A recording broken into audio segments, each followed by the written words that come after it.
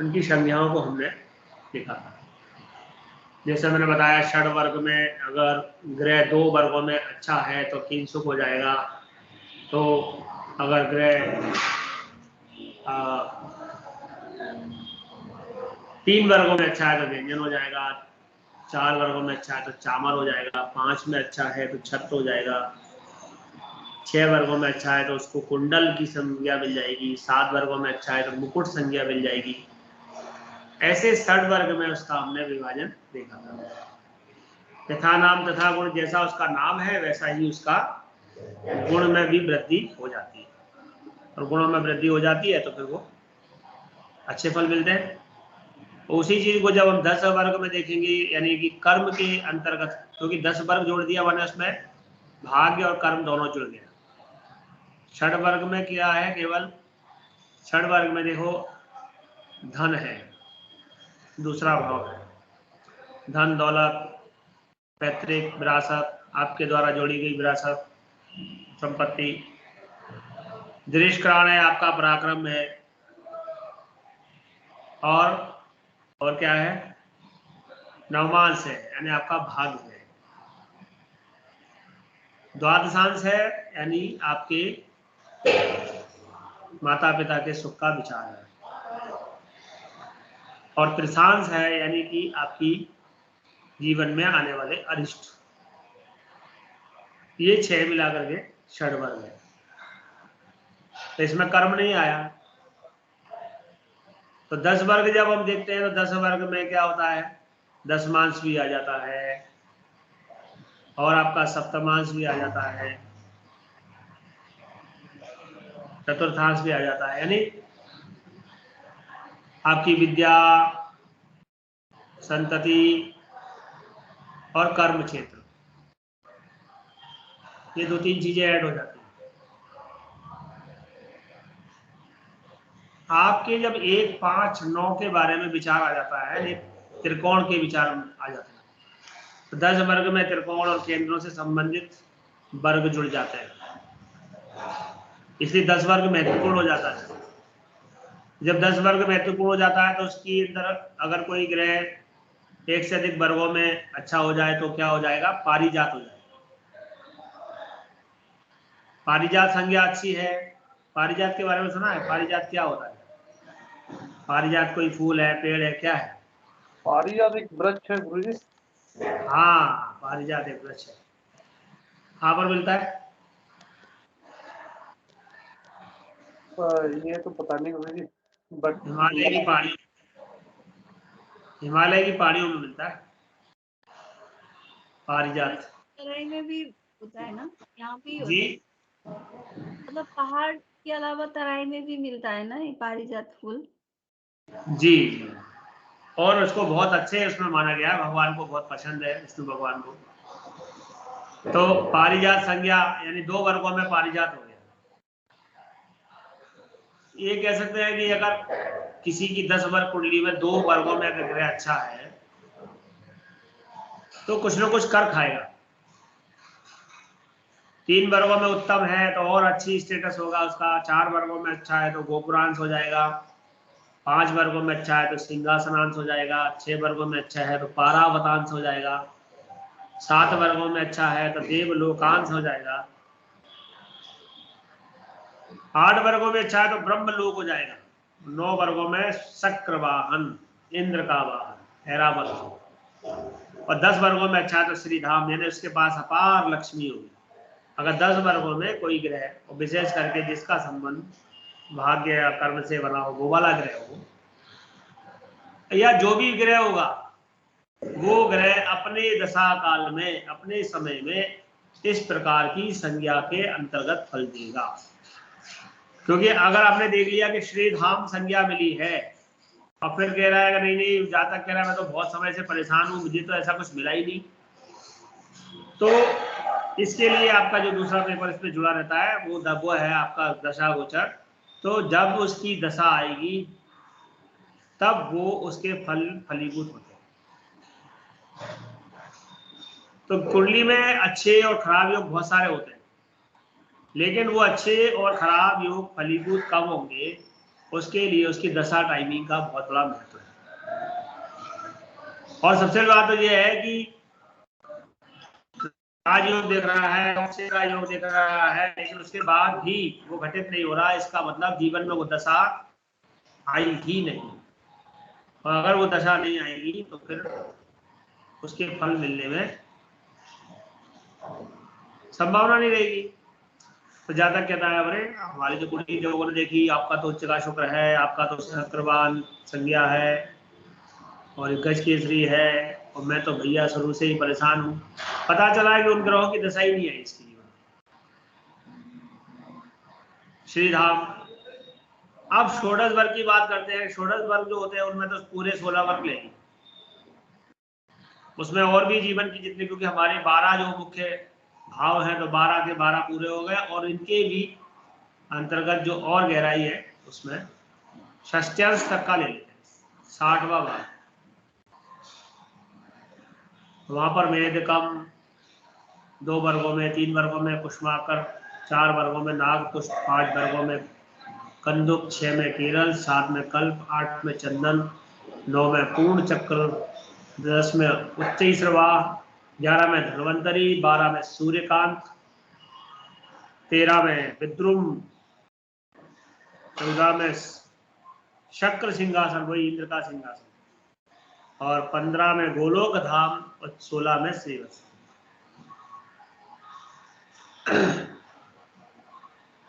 आप किसी कुंडली का अध्ययन कर रहे हैं तो कुंडली के अध्ययन में केवल इतना पर्याप्त नहीं है कि कुंडली आपके सामने है और आपने उसका डिटेल बोल दिया। उसके अध्ययन में ये सब चीजें आपको 1 बाय 1 लगानी पड़ेगी। सबसे पहले आपको क्या करना है, कुंडली को, किसी कुंडली को देखते वक्त सबसे पहले क्या करोगे? अच्छा, क्या देखोगे सबसे पहले?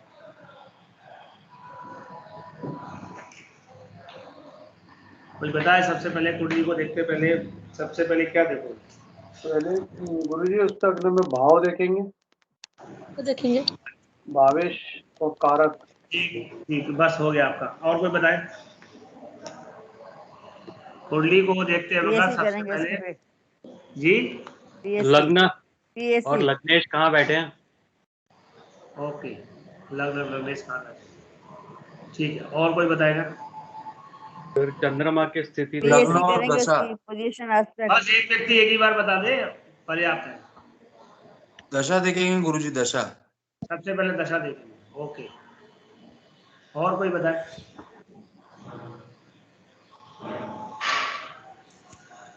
और कोई बताए सबसे पहले क्या देखेंगे? गुरुजी सबसे पहले तो यही है, लग्न कौन और उनके स्वामियों का क्या है, और उसकी उम्र क्या है व्यक्ति की जिसके लिए कुंडली देखी जा रही है।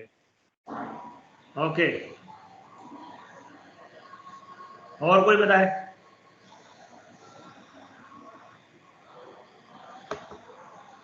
अनु विश्वकर्मा, सबसे पहले क्या देखेंगे? आवाज नहीं आ रही है।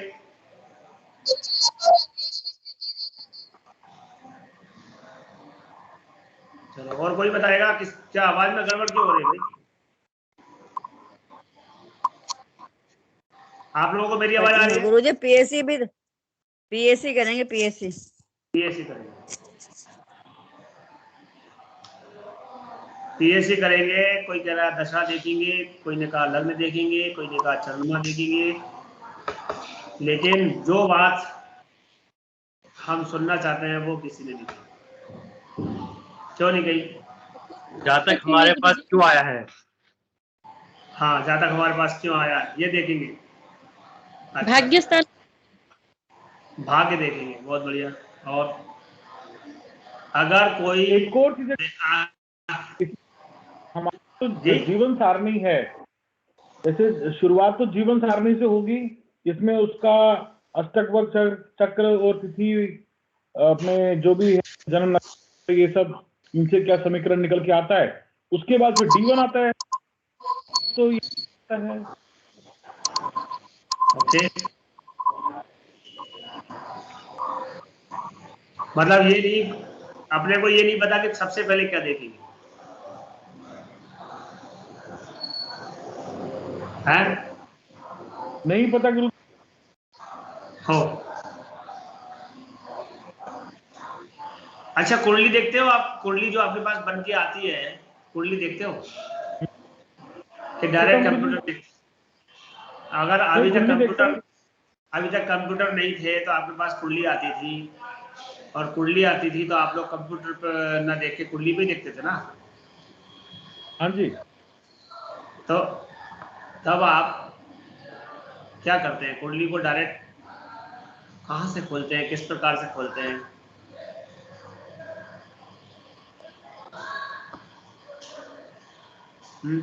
स्थान और जन्म किस टाइम। दिन पैदा हुआ है, कहाँ का पैदा हुआ है, कौन से नक्षत्र में पैदा हुआ है? हाँ, जय लक्ष्मी जी, अब थोड़े से पॉइंट पे आए। गुरुजी, इस पे योग करण और तिथि देखना। हाँ,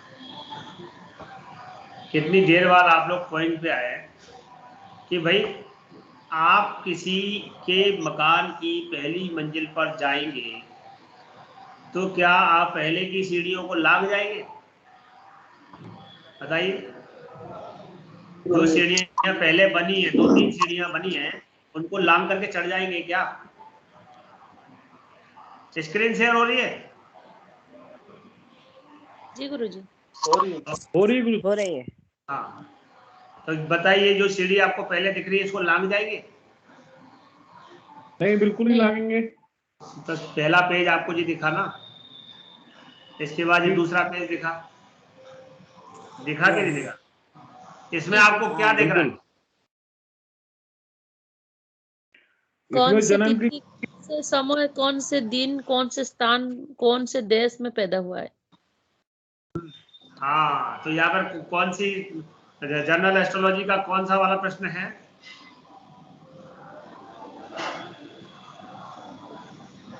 यहाँ पर जनरल एस्ट्रोलॉजी का कौन सा प्रश्न है?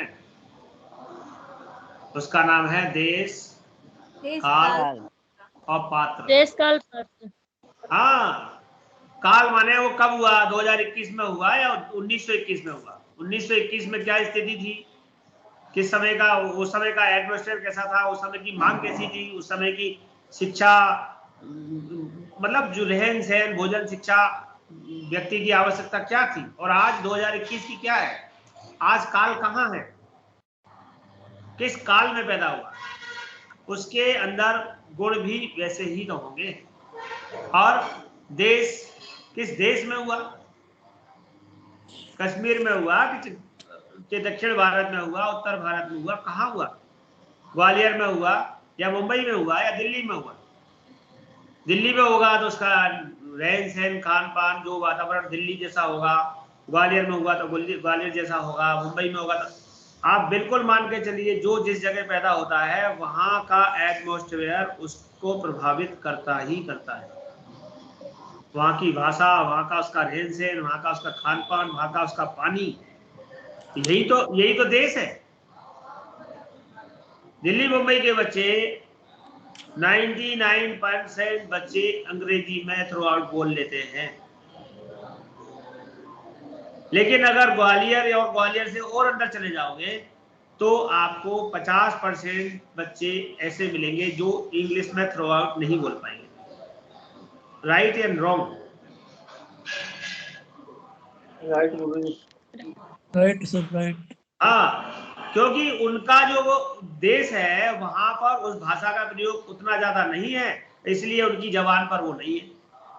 और जिस जगह दिल्ली में रह रहे हैं या मुंबई में रह रहे हैं या बेंगलुरु में रह रहे हैं, वहां पर घर में ही वातावरण ऐसा है कि बच्चों के साथ इंग्लिश चल रही है, तो अरे, तो इसलिए उनका डेवलपमेंट भी उसी, क्योंकि आज की जो शिक्षा की भाषा कौन सी हो गई? आज शिक्षा की भाषा कौन सी है? हिंदी है कि इंग्लिश है? शिक्षा की भाषा इंग्लिश है। आज शिक्षा की भाषा इंग्लिश है, किताबें इंग्लिश में है। आप हिंदी की और संस्कृत की किताब को छोड़ करके सारी फिजिक्स, केमिस्ट्री, मैथ, कोई भी किताब पढ़िए, सब इंग्लिश में। अब जो ग्रामीण परिवेश का या जिस बच्चे के परिवेश में इंग्लिश नहीं है, उसको पढ़ने में पहले तो यही समझने में उसको समस्या मतलब ट्रांसलेट करता रहता है कि इसका मतलब क्या होता है। जब तक वो ट्रांसलेट करता है तब तक वो दिल्ली वाला बच्चा तो उसका आंसर भी निकाल देता है, क्योंकि उसको तो ट्रांसलेट करना ही नहीं, उसे तो वो मालूम है कि इसका अर्थ क्या है और ये क्या पूछ रहा है और मुझे क्या आंसर देना है। तो आपके सामने देश, यहाँ पर देश दिख रहा है कि ये कहाँ से आया है, कौन है, और इसी के आधार पर आप उसके उन्नति के बारे में विचार कर सकते हैं। तीसरे नंबर पर दिख रहा है पात्र। पात्र माने वो किसका बच्चा है। हो सकता है ग्वालियर में होने के बावजूद भी वो बच्चा बंबई दिल्ली वालों को टक्कर दे रहा है। क्यों? क्योंकि या तो वो किसी प्रोफेसर का बच्चा है, या किसी डॉक्टर का बच्चा है, या किसी इंजीनियर का बच्चा है, या उसके घर के वातावरण में जो उसके घर के लोग हैं वो किसी ऐसी स्टेटस से पहले से ही जुड़े हुए हैं कि घर में वातावरण है इंग्लिश आदि का, या जो उसे आवश्यक, उसके आने वाले समय में उसको जो आवश्यक है उस चीज का वातावरण पहले से है। तो वो हो सकता है कि उसके ऊपर देश का प्रभाव ना पड़े, क्योंकि जो जिसका वो पात्र है, जिसका वो बच्चा है, जहां पर वो है वहां उसको उसका बेनिफिट मिल रहा। बताइए, समझ गए? तो देश काल पात्र, बैठो नीतू डॉक्टर, ठीक है भैया।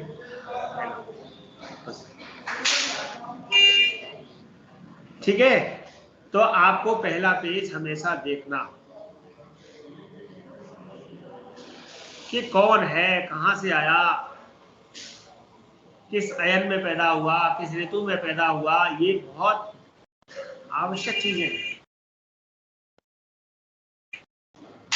क्या जातक के जीवन में अयन का कोई फर्क पड़ेगा? क्वेश्चन।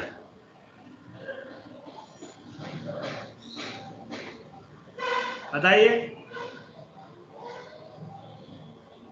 क्या जातक के जीवन में अयन का कोई फर्क पड़ेगा? मेरी आवाज आ रही है कि नहीं? हेलो जी गुरुजी आ रही है। हाँ, केवल देखिए, भले ही उसका परसेंटेज ऑफ रेशो 2% हो पूरे फलित में, 1% हो, लेकिन फलित में फर्क पड़ेगा, इसमें कोई संशय नहीं। अब क्यों पड़ेगा बताओ? अरे जिस चीज को जितनी ज्यादा ऊर्जा मिलेगी वो उतनी ज्यादा डेवलप होगी कि नहीं होगी? हाँ ना, कुछ तो बोल दिया करो। हाँ, बिल्कुल होगी ऊर्जा डेवलप होगी। हाँ, तो दक्षिणायन में ऊर्जा कम मिलती है और उत्तरायण में ऊर्जा ज्यादा मिलती है। उत्तरायण में सूर्य का विटामिन डी ज्यादा मिल रहा है, दक्षिणायन में कम मिल रहा है, तो वहां उस चीज का प्रभाव उसके ऊपर पड़ेगा।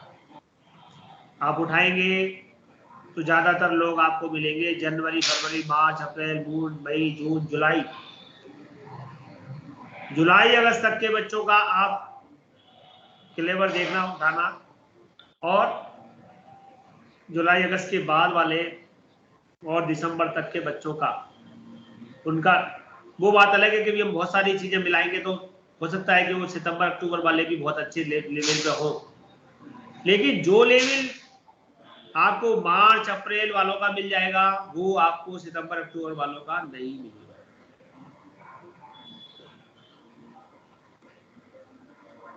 अब बात करें इसका दूसरा पेज उठाएं। दूसरे पेज में क्या है? दूसरे पेज में मास है। किस मास का जन्म है? अभी कौन सा मास लिखा है? कार्तिक। गुरुजी कार्तिक मास। मुहूर्त के अंतर्गत कोई बात कही गई है कार्तिक के लिए? अगर आपको नहीं मालूम तो मैं बता दूं, कार्तिक दोष होता है। कार्तिक अगर किसी का जन्म कार्तिक मास में हुआ है तो उसको कार्तिक दोष लगता है। नोट कर लीजिए। सुना है? कितने लोगों ने सुना है? गुरुजी आपके मुख से ही सुना था पहले। पहले सुना था और आज दूसरी बार सुन रहे हैं ना? हाँ बिल्कुल। पूर्ण चिंतामणि को पढ़ना, उसमें लिखा है कि कार्तिक दोष होता है, उसकी गुरुजी, भी इसके- शांति। इस दोष में क्या प्रभाव आता है? भाई क्या प्रभाव आएगा, जातक बार बार उन्नति के लिए अग्रसर होना चाहेगा लेकिन उसकी उन्नति नहीं हो पाती। ओके, मतलब क्या ये तो कार्तिक महीना होता है मतलब गुरुजी, कार्तिक कार्तिक से का महीना कार्तिक का महीना होता है। एक एक करके बात करें, आप बताएं जयलक्ष्मी जी क्या कहना चाह रही है। गुरुजी, पुराणों में बताया गया है कि कार्तिक का महीना सबसे अच्छा धार्मिक का महीना माना गया है। देखिए, धर्म का महीना होना और जन्म के लिए दोनों में अंतर हो गया ना। मैं ये थोड़ी कह रहा हूं कि धर्म के लिए अच्छा नहीं है, मैं कह रहा हूं कार्तिक दोष जन्म के लिए होता है। जिस जातक का जन्म कार्तिक में हुआ है, आपके यहाँ कोई हुआ है क्या कार्तिक में जयलक्ष्मी जी? जी, रिश्तेदारों में हुए हैं, घर में हाँ। किसी का नहीं हुआ। ठीक है, घर में किसी का नहीं। कार्तिक दोष में दो दोष आते हैं। एक तो कार्तिक में ज्यादातर आपको सूर्य तुला राशि में मिलेंगे। आधा जो कार्तिक होता है वो तुला में चला जाता है, मालूम है आपको? मालूम है कि नहीं? मालूम है गुरुजी। क्योंकि जो अमावस निकली है ना। दूसरे नंबर की बात बताऊं, बताइए गुरुजी। गणेश जी और कार्तिक जी दोनों भाई हैं। हाँ, दोनों भाई है कि नहीं? जी जी दोनों सर। बल में भी बहुत बड़े हैं। कार्तिकेय का तो पूरा कार्तिकेय स्कंद पुराण बन गया है। कार्तिकेय बल में, क्षमता में, सब चीज में आगे हैं। उसके बाद भी कार्तिकेय को वो सम्मान नहीं मिला जिसके वो अधिकारी थे। मिला क्या? नहीं मिला। नहीं वो परेशानी इसी बात से थे, मतलब उनका जो विरोध था ना परिवार से, वो इसी बात से था कि तुमने गणपति को आगे, जबकि मैं बड़ा हूं। यानी कि कहने का मतलब है कार्तिक मास में जन्म लेने वाले व्यक्ति के जीवन में वो बहुत पराक्रमी हो सकता है, बहुत बलवान हो सकता है, लेकिन वो पद जो नंबर 1 है वो उसको नहीं मिल पाता। बात समझ में आई कि नहीं भुवनेश जी जी? गुरुजी। हाँ, जी गुरुजी, जी गुरुजी, सर। बिल्कुल सर। अब पहला पंच अब आपके सामने आया, आप कार्तिक वाला व्यक्ति आया, आप कहोगे देखो भाई तुम्हारे ऐसा है ही नहीं कि तुम ब्रिलियंट नहीं हो, तुम 100% ब्रिलियंट, तुमसे ज्यादा तो तुम्हारा छोटा भाई भी नहीं है, लेकिन फिर भी तुम्हारे छोटे भाई को अधिकार मिलेगा, तुम्हें नहीं मिलेगा। जो प्रतिष्ठा तुम्हें चाहिए वो नहीं मिल पाई, और वो आपके सामने अगर आपके चरणों में न गिरे तो मुझसे क्या, तो कहेगा कि हाँ भाई साहब, मैं इतना सब होने के बाद मेरा लोग वो ले लेते हैं, लेकिन मुझे वो चीज नहीं मिलती जो चाहिए, क्योंकि भाई तुम्हारे को कार्तिक दोष लगा है। हमारे वेद पुराण शास्त्र इतिहास जो है, जो बना है ना, वो झूठा नहीं है। वो एक तरह से एक दूसरे के ऊपर वो आपको आधार बना करके फलादेश देने में आपकी मदद करता है। इसके बाद हम पक्ष पे जाते हैं, तिथि पे जाते हैं। पक्ष में भी अगर शुक्ल पक्ष है तो ज्यादा अच्छा है, कृष्ण पक्ष है तो थोड़ा कम है, क्योंकि उसमें पक्ष बल कम है। वो भी अमावस के नजदीक है तो ज्यादा कमजोर है, पूर्णिमा के नजदीक है तो अच्छा है। इसके बाद आपको जो तिथियां बताई गई है, तो तिथियों में जब आप जाएंगे तो कुछ तिथियां आपको पंच पर्व तिथियां मैंने बताई होती, पिछली क्लासों में पंच पर्व तिथियां बताई थी। मालूम है पंच पर्व तिथियां कौन सी है? होती है पर याद नहीं गुरुजी। याद नहीं है गुरुजी, याद नहीं है यार तो। अरे सामान्य बात है, जैसे कि आप कृष्ण पक्ष की चतुर्दशी, अमावस्या, दोनों अष्टमी और संक्रांति, क्या इस समय पर उसका जो 50-50 भाग होता है ना, वो नम्र भाग होता है, नर्म भाग होता है। तो कृष्ण पक्ष की चतुर्दशी में किसी का जन्म हुआ है तो आप समझना इसके जीवन में कठिनाई यहां से भी आ रही है। मैंने बोला आपको परसेंटेज ऑफ रेशो कम हो सकते हैं, ज्यादा हो सकते हैं, ये बात की बात है। और बाद में मुहूर्त की दृष्टि से छांट करके भी हम उसको लगा सकते हैं कि ये कृष्ण पक्ष की चतुर्दशी कौन सी वाली है। क्या ये दीपावली के नजदीक है तो इसका दोष कम है, क्योंकि महालक्ष्मी का प्रकाश है, ठीक है ना। तो आप उसको परसेंटेज ऑफ रेशो को कम ज्यादा कर सकते हो, जैसे दिवाली की अमावस्या का दोष नहीं है। लेकिन आपके पहले प्रकरण में तो यही बात आएगी कि आपको ध्यान रखना है कि कृष्ण पक्ष की चतुर्दशी है या अमावस है या अष्टमी का जन्म है। अष्टमी वालों को उठाइएगा, पकड़ना अष्टमी की पत्रिका है, पता चल जाएगा। जीवन के क्लेश, उनके जीवन के क्लेश आप उठाओगे ना तो आप कहोगे कि ये व्यक्ति तो कभी सुखी नहीं हुआ बेचारा, संपन्न हो गया लेकिन सुखी नहीं, क्योंकि जब वो संपन्न हुआ तो वो सुख को भोगने लायक नहीं रहा। ठीक बात है गुरुजी। हाँ, आपके पास सब कुछ आ गया लेकिन अब आप खाने लायक नहीं रहे, आप उसे भोगने लायक नहीं रहे। और जब आप भोगने लायक थे, खाने लायक थे, तब आपके पास वो चीज नहीं थी, तो आप अष्टमी को उठा। और संक्रांति, ओह संक्रांति वासरे संक्रांति, तो आपके पास पंचपर्व। अब देखो इसमें से पंचपर्व तिथि में जब तो नहीं हुआ, अब यहाँ पर शुक्ल पक्ष की द्वितीया है, बढ़िया है। क्यों? ये तो कौन सी तिथि है? द्वितीया कौन सी तिथि है? नंदा। कौन सी है? नंदा। नंदा में क्या होता है? आनंद। आनंद है कि नहीं? नंदा भद्रा, सॉरी भद्रा है, नंदा तो प्रतिपदा थी, भद्रा है। नंदा भद्रा जया मंगल, रिक्ता और पूर्ण, तो ये भद्रा तिथि है। भद्रा माने मंगलकारी, नंदा माने आनंद देने वाली, जया माने जय देने वाली। लेकिन रिक्ता तिथियां हो 4, 9, 14, इनका भी समावेश।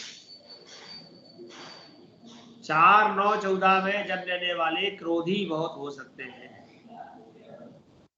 सिर्फ कार्तिक का महीना देखना है या और हर साल में हर महीना देखना है? हर साल। 4, 9, 14 में क्रोधी होगा, जातक क्यों होगा? रिक्ता है, रिक्ता। रिक्ता के बारे में क्या मुहावरा है? खाली गगरी झलकत जाए, ऐसा कुछ है ना? क्या है, कोई बताएगा? अधजल गगरी छलकत जाए, भरी गगरिया ठहरी जाए। हाँ, अधजल गगरी झलकत जाए, है ना। उसमें आधा पानी है तो वो खाली हो या आधा हो तो वो छलकेगा, मतलब वो दिखाएगा कि मेरे पास बहुत है, और इसीलिए वो क्रोध करेगा, क्योंकि अंदर से उसमें है नहीं कुछ। तो जब भूखे को क्या आता है? गुस्सा आता है। तो इसलिए 4, 9, 14 वालों का स्वभाव में क्रोध ज्यादा हो सकता है। छोटी छोटी पॉइंट्स हैं, हमारे पहले पेज पे दिए। नक्षत्र आ गया आपके सामने, कौन सा नक्षत्र है? अनुराधा।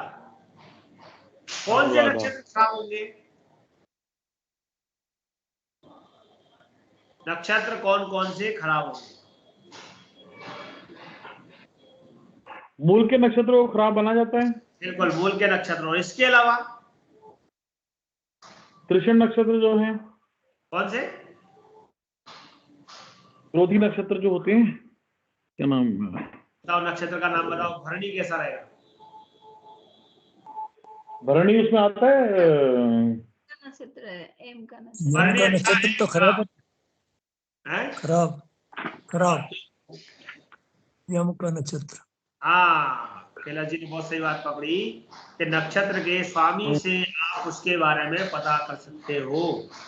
अभी मैंने आपको शुभ और अशुभ और क्रूर बुध 3 श्रेणी के नक्षत्र लिखवाए थे मध्यम, उसमें से आप 6 नक्षत्र दिए थे मेरे को, मगा वगैरह, और उसमें ये भी था भरणी।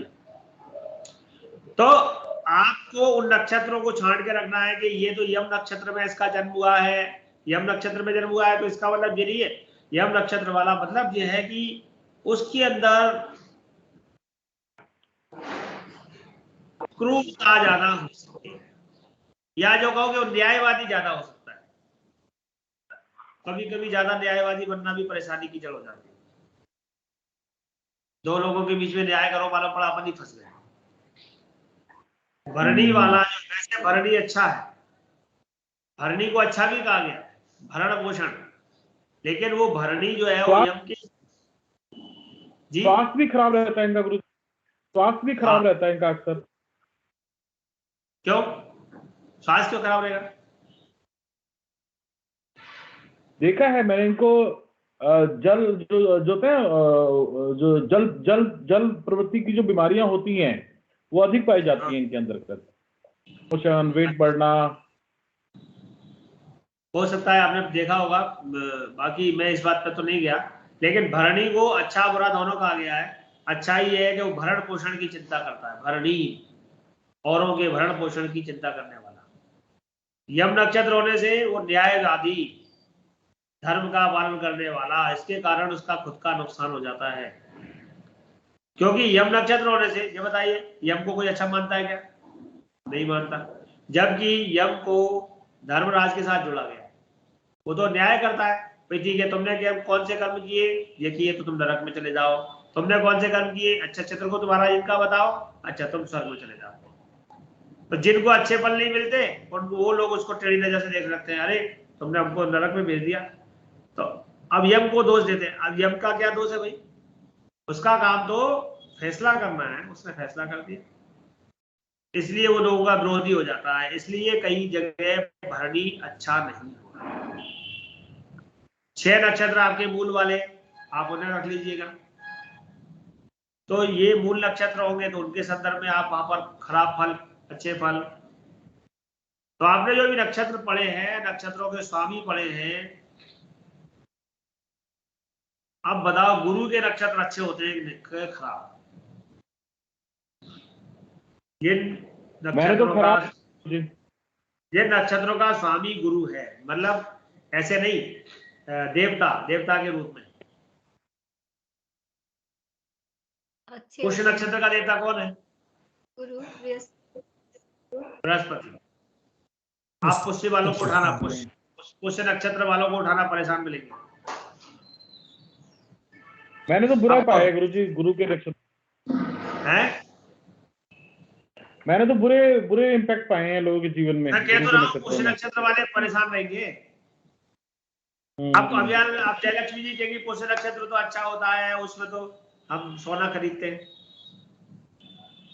पुष्य नक्षत्र दूसरी जगह अच्छा हो सकता है, लेकिन जन्म जिनका पुष्य नक्षत्र में हुआ है उनको उठाकर देखना, उनकी कुंडली में वो पुष्य नक्षत्र वाले कहीं ना कहीं पीड़ित है। क्यों है ये तो अपन को बाद में पता चलेगा।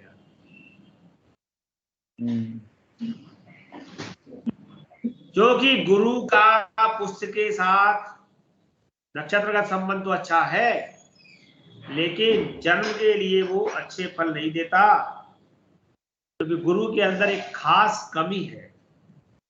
बृहस्पति में एक खास कमी है जिसकी वजह से वो परेशान रहता है। क्या कमी है? अकेला नहीं रह पाता। नहीं, गुरु में, बृहस्पति में सबसे बड़ी कमी ये है तो वो अपने के आगे किसी और को सुनता नहीं, करते ही नहीं, वो कुछ करना नहीं चाहता जिंदगी में। हाँ, अपने के आगे किसी की सुनता ही नहीं है। जब सुनता नहीं है तो खत्म हो जाता है। ऐसा कहा गया है कि एक अच्छा विचारक वो होता है जो पहले 10 लोगों की सुने, बाद में खुद बोले। अब वो सुनेगा नहीं, वो कहेगा मैं जो कहूंगा वो सही, बाकी सारा खट्टा नहीं, तो परेशान होगा। वैसे बहुत सारी चीजें आप रिजल्ट निकालते जाओगे, पता चलता जाएगा। हालांकि मूल नक्षत्र मूल रूप से रखिए, और इसके बाद आप इसमें क्या ढूंढोगे? इसमें ढूंढोगे आप योग, कौन से योग में जन्म हुआ। तो मैंने आपको, वैसे तो बहुत सारे योग हैं जो खराब फल दे सकते हैं, यथा नाम तथा गुण। इसमें भी 2 योग ऐसे हैं जो खराब हैं। वो कौन से?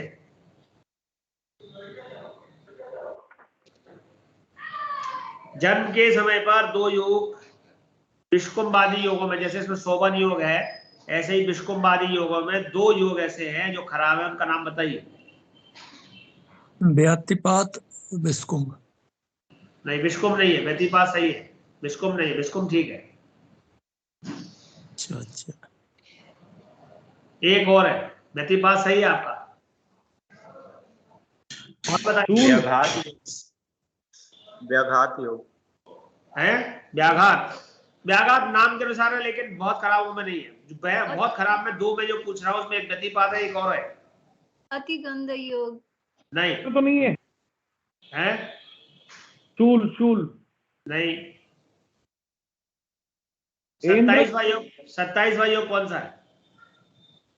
वैधृति। हाँ, व्यतिपात और वैधृति नाम के योग सबसे ज्यादा खराब योग है। इनमें यदि किसी का जन्म हुआ है तो जीवन में उसको कठिनाई का सामना करना पड़ेगा और इसके लिए भी शांति होती है। तो व्यतिपात वैधृति की शांति करानी चाहिए, मूल नक्षत्रों की शांति करानी चाहिए। क्या तकलीफ मिलती है गुरुजी इनसे कुछ? तकलीफ होती तभी तो आपके पास लोग आते हैं। अब आपको ढूंढना है कहां से तकलीफ हो रही है। नहीं क्या? देखो आप, तकलीफ कुछ भी हो सकती है, तकलीफ तो हम कुछ कह ही नहीं सकते। यथा नाम तथा तकलीफ।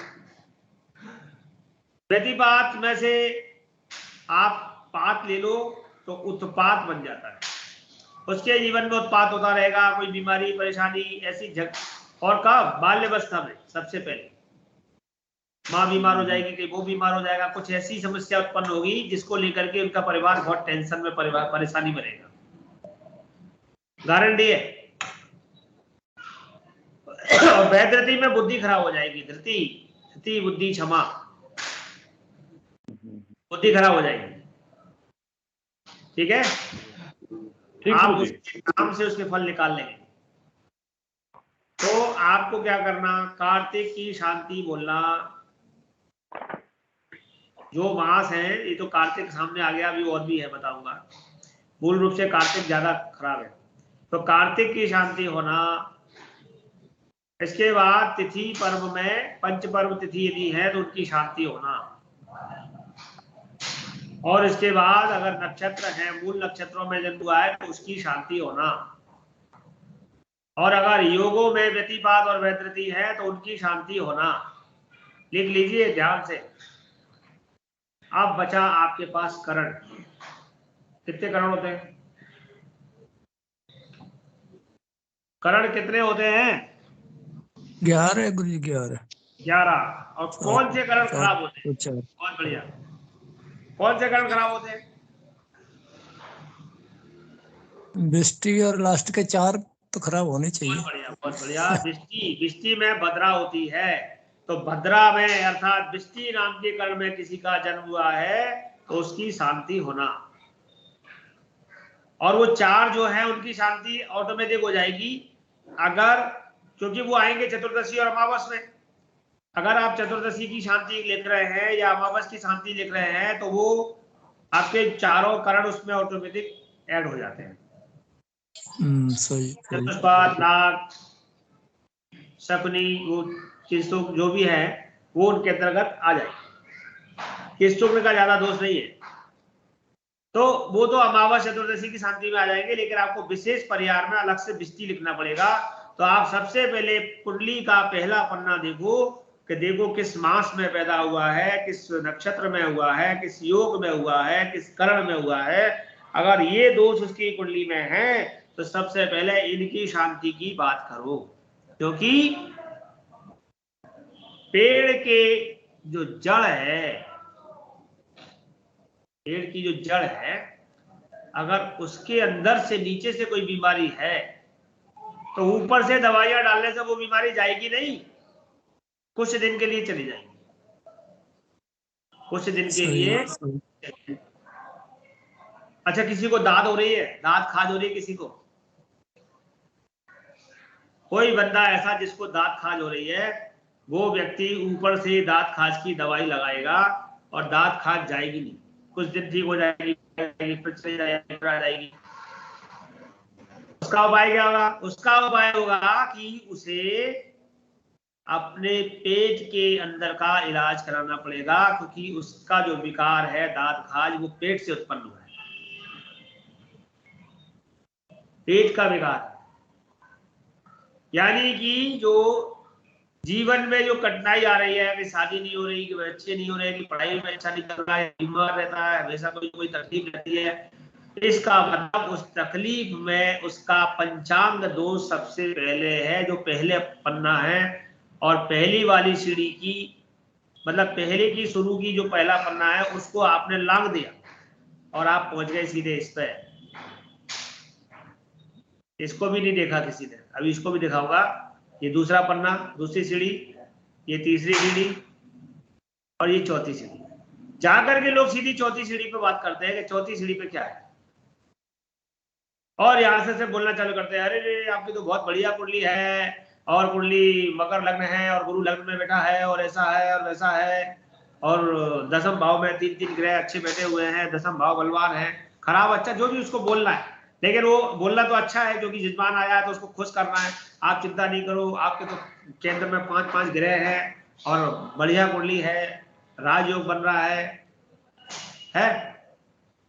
कहते हैं कि नहीं कहते?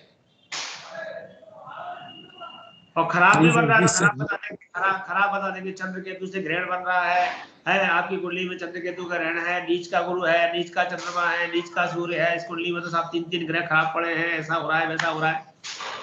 आप तो इसकी राहु केतु की शांति कराओ, चंद्र ग्रहण की शांति कराओ, चांडाल योग की शांति कराओ, कुछ ऐसा कह देंगे। वो जो एक्चुअल बीमारी उसमें गई ही नहीं, वो उठा करके यहीं से पकड़ कर बैठ गए अपनी दुकान। लेकिन जितने लोगों के पास जाएंगे वो ये सब कुछ ना कुछ इन्हीं में से ढूंढ के बता देंगे, मूल जड़ पे तो कोई गया ही नहीं। और उन्होंने बता दिया, किसी की तो बताने से थोड़ा सा आराम हो भी गया, किसी के नहीं बताने से नहीं आराम नहीं भी हुआ, और लेकिन जो आराम हुआ वो कुछ दिन बाद फिर परेशानी आ गई।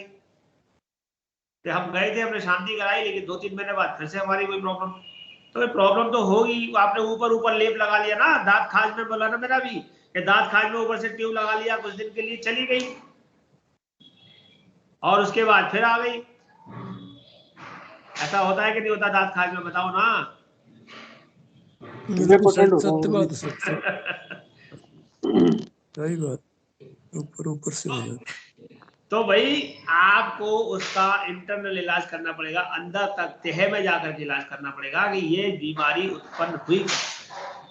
इसके बाद आप यहां से भी करेंगे, यहां से भी करना है, क्योंकि देखिए इलाज अंदर बाहर दोनों तरफ से होगा। डॉक्टर कहता है ये गोलियां खाइए, ये दवा पीजिए और ये दवा ऊपर से लगाइए, यानी ऊपर से लगाने वाली दवा भी देनी पड़ेगी और अंदर वाली भी देनी पड़ेगी। ऐसा नहीं है कि केवल एक ही तरफ से हम इलाज करेंगे। तो जातक के जीवन में अब आपके पास जो 3 पन्ने और थे, मैं उनकी बारे में भी थोड़ी बात करता हूं कि आपको ये कोई भी पन्ना छोड़ना नहीं है। आपने ये दूसरा पन्ना पढ़ा, तीसरा पन्ना पढ़ेंगे, आपको कोई भी पन्ना छोड़ना नहीं है। यहाँ पर लग्न क्या है, नक्षत्र क्या है? तो लग्न क्या है? मकर लग्न है। मकर के बारे में क्या लिखा है? मकर मंद भाग्या। क्या सूत्र है? मकर लग्न का क्या सूत्र है? मकर मंद भाग्या।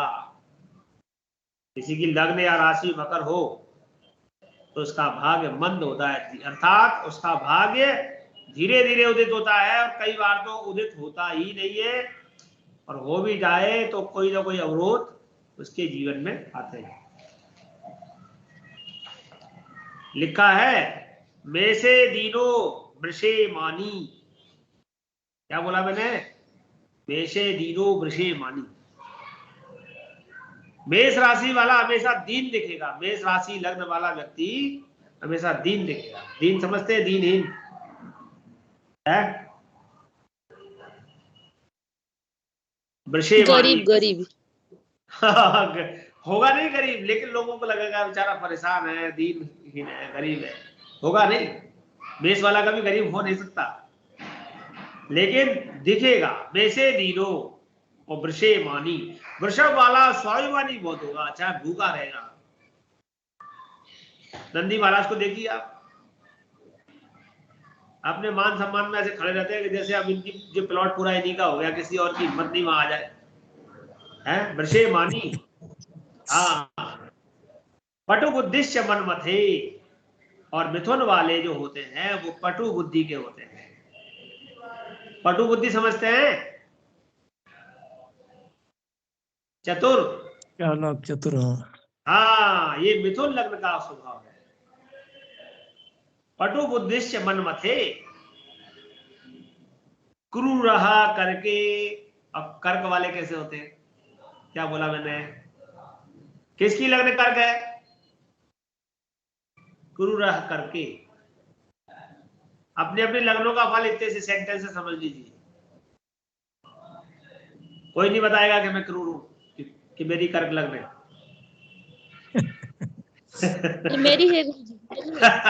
राशि क्या होगा? चलिए, राशि आपने में कबूल लिया तो आप क्रूर मेरा है। इसमें कोई क्रूर मतलब होता है, क्रूर का मतलब ये नहीं है कि कोई को मार डालेगा आदमी, लेकिन जब क्रूर माना किसी को भी, जैसे केकड़ा होता है, किसी को अपने चंगुल में जकड़ ले तो छोड़ेगा नहीं। आपके पकड़ में कोई आ गया तो आसानी से छूटने वाला नहीं है, चाहे फिर गुरुजी क्यों ना हाँ, हो। मतलब नहीं नहीं वाणी हो जाता है कभी कभी। गुरुजी ये राशि के लिए भी होगा? मून मून राशि के, चंद्र राशि के लिए हाँ, भी? राशि के लिए भी लगाते हैं, राशि या लग्न दोनों पे लगा सकते हैं। धृति ही सिंगे, धृति ही सिंगे। धृति, धृति माने उनकी बुद्धि बहुत अच्छी चलती है। कन्यायाम बहुमायताः, और कन्या राशि वाले मायावी होते हैं, वो दिखावा बहुत करेंगे। कन्या राशि लग्न जिनकी है वो मायावी होंगे, बहुमायता।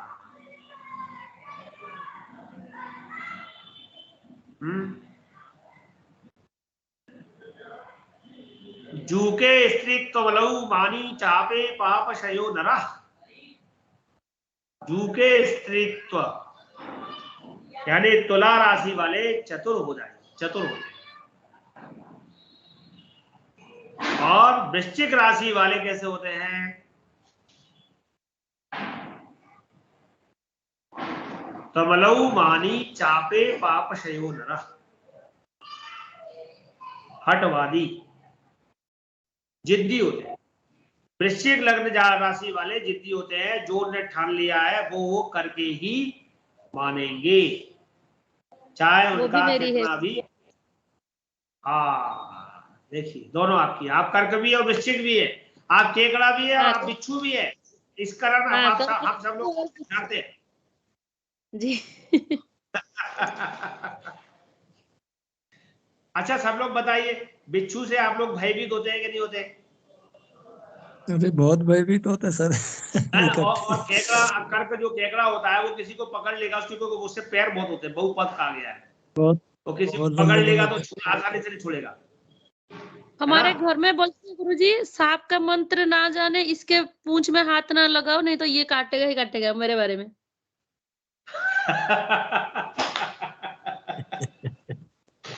देखिए, इन्होंने पूरी बात बता दी। इनका ज्योतिष तो लोगों को पहले से ही मालूम है कि भैया हाथ मत लाओ, नहीं तो भैया, क्योंकि इसका मंत्र मालूम नहीं है।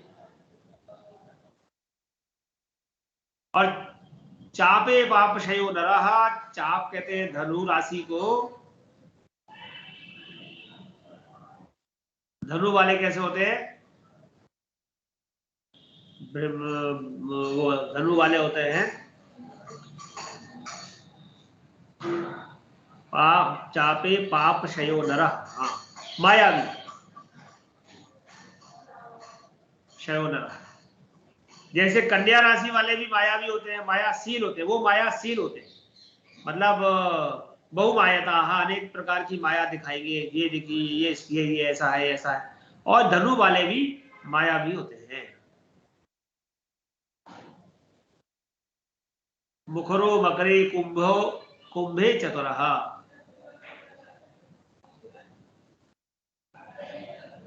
और मकर राशि वाले अतिभाषी, ज्यादा बोलने वाले, मकर मंद भाग्या, और भाग्य से कमजोर। कुंभ चतुर दक्ष, कुंभ भी चतुर होते हैं, कुंभ वाले बड़े चतुर होते हैं, हर काम में, हर कला में कुशल होते हैं। ऐसी कोई कला नहीं है जो कुंभ वाले कर नहीं सकते। मीन राशि वालों का कहा गया है स्थिरधीन जैसे, स्थिरधीन जैसे वाले, धी कहते हैं गंभीर कलावंत। मीन राशि वाले भी गंभीर होते हैं और उनमें भी बहुत कला होती है। मैंने मकर लग्न राशि वाले को देखा था, मेरे वैसे तो कहीं पे प्रैक्टिकल किया, लेकिन जब मैंने ये पढ़ा कि मकर मन भाग्य अतिभाषी, तो मैंने देखा वो बहुत बोलता था। तो भाई से पंडित जी मैं ये जानता हूँ, पंडित जी ऐसा हूँ, मैंने गोल्ड मेडल लिया है, वो लिया है, फलाना लिया है। लेकिन उसने इतने जॉब ट्राई किए, कहीं सक्सेस नहीं।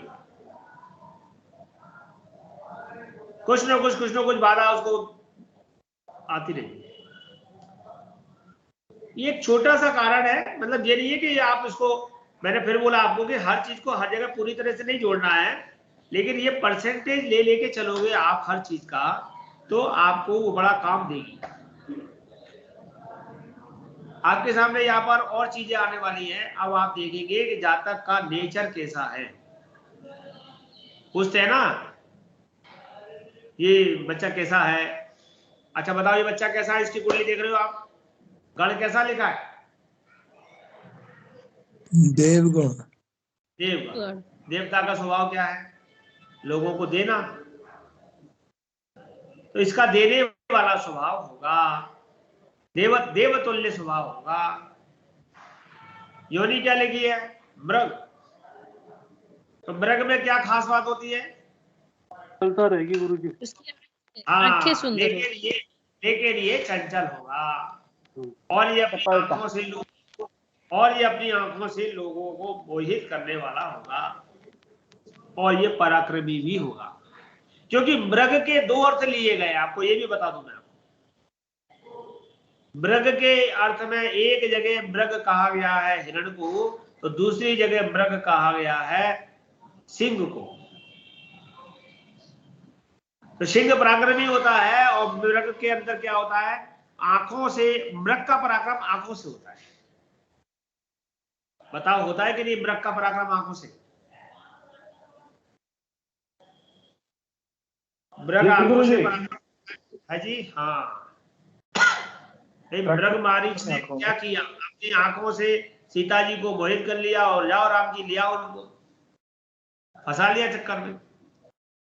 तो देवतुल्य होगा, देवताओं जैसा स्वभाव होगा, लेकिन ये चंचल होगा, और जी अपनी आंखों से अपने हाव भाव से लोगों को मोहित करने वाला होगा। अगर हम इसको दूसरे अर्थ में मृग माने तो ये पराक्रमी भी होगा। नाड़ी मध्य है, नाड़ी का यहाँ पर विशेष रोल नहीं लेंगे, लेकिन हाँ मध्य नाड़ी मध्यमा, मतलब मध्य माने अच्छी है। वर्ण में विप्र है। अब विप्र वर्ण का क्या स्वभाव है? विप्र वर्ण का स्वभाव क्या है? ज्ञान देना। ज्ञान देना, तो ज्ञान बांटता रहेगा, प्रवचन देता रहेगा। और क्या स्वभाव है?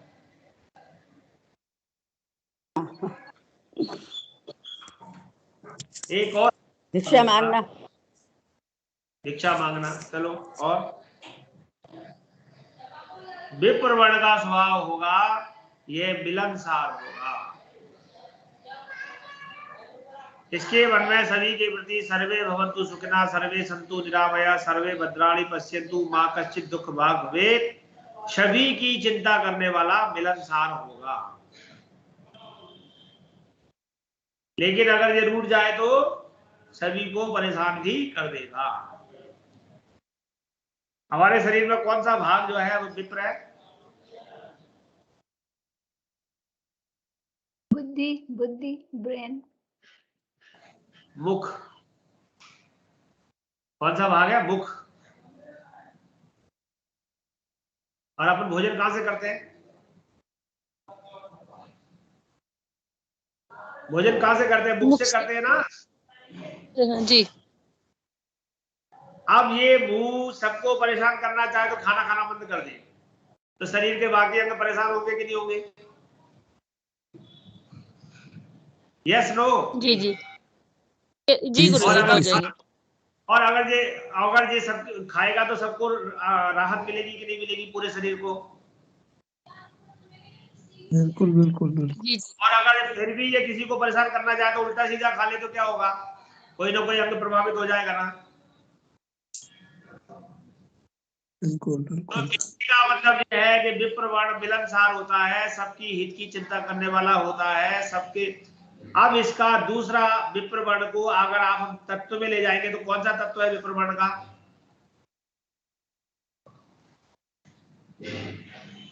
जो राशियां पेपर बनाए उनका तत्व क्या है?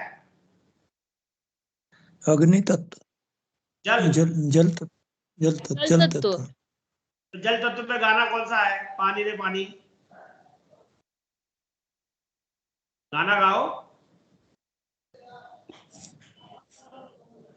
पानी रे पानी दे रंग कैसा, जिसमें मिला दो उसे जैसा। बहुत बढ़िया। तो ये मिलनसार है। ये जब ये दूसरों की मदद करने को उतरता है तो ये अपने आप को भूल जाता है, अपने आप को भूल जाता है कि मैं कौन हूं, अपने आप को खो देता है। और आप एक शिक्षक की भूमिका देख लो।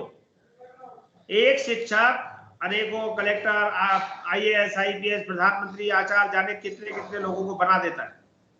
वो अपने आप को शिक्षक के गुण में ही विलीन कर देता है। उसे कई बार लोग जानते भी नहीं है। अरे हाँ, उन सर ने हमको पढ़ाया था, उन मैडम ने हमको पढ़ाया था, लेकिन आज वो कहाँ है? उस शिक्षक की वजह से। यानी वो अपने आप को उन लोगों के लिए खो देता है। समझ रहे बात को? आप कुंडली के फलादेश करते वक्त इन चीजों का प्रयोग करेंगे तो आपको पता चलेगा कीट कैसे होते हैं। कीट है मतलब भोगी प्रवृत्ति का भी होगा। कीट को भोग पसंद है और इसलिए कीट जल्दी मरते हैं। सप्तम भाव में कीट राशियां सबसे अच्छा फल देती है।